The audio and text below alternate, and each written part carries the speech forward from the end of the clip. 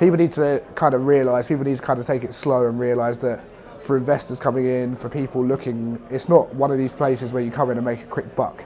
The people that are going to do well out of it are the people that are in here for the long haul and realise that it's not going to go away. It's like a new sport coming out, right? So say suddenly handball was recreated and came out now and there was a big boom around viewership. You wouldn't instantly go, right, well I'm going to come into handball now and my investment is going to suddenly soar with ROI. It's going to take time to have a return, but there's all the buzzword around millennials. There's a lot of passionate youngsters coming through that have a massive passion and really good knowledge about the consumer, sort of the consumer knowledge side of esports, but translating the knowledge into actual ability because they don't have any job experience working in a finance background or a marketing background. Trying to get them a job role where they can mar their passion with skill set is quite a challenging place for the industry at the moment. I've come on to write our esports strategy. Obviously working as a sport franchise ourselves, we are in an interesting position where we can govern the sport that we run.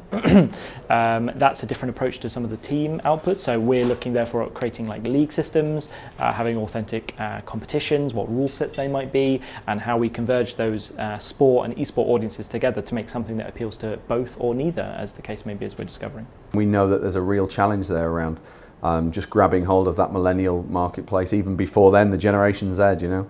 How do we grab hold of 12 to 34s in a world of fragmented media space where people go to social media and their mobile phones before they turn on BBC One for the Olympics? We're fortunate in that they still come to us in huge numbers for those really big events that we do, but we can't be complacent and know that that will always happen. So it's one of the reasons that, you know, looking at esports really closely is a fascinating prospect for us. The really interesting thing on one of the panels today was it needs a governing body. It's like the Olympics without the IOC, as one of the guys said this morning, and until it sort of gets that level of governance, and it's sort of happening in pockets where you can see some organised companies sort of taking on 2 or 3 games and trying to put tournaments together, until it gets that relatable sense of narrative, until it gets a governing body so it can have that almost more widespread credibility. Those are the hurdles it's still got to get over before it ends up on BBC Two at 11 o'clock on a Friday, for example.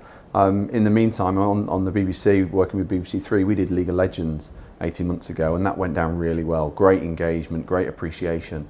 But so far it's been one-off events like that, and I think finding a strand or a series or, you know, just that we can hook up with and provide a narrative will be a starting point for the beat.